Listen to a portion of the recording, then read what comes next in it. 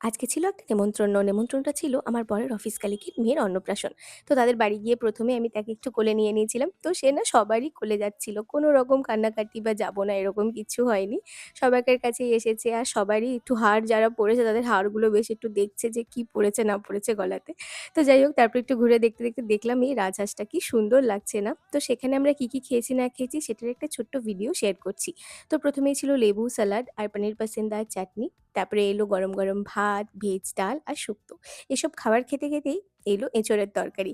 এঁচোড়ের তরকারি না আমার খুব ফেভারিট মানে এই বছর এখানে ফার্স্ট টাইম এঁচোড়ের তরকারি খেয়েছি আর বানিয়েও ছিল খুবই ভালো। তারপরে ছিল ২ রকমের মাছ, একটা ছিল দই কাতলা আর পাবদা মাছের ঝাল।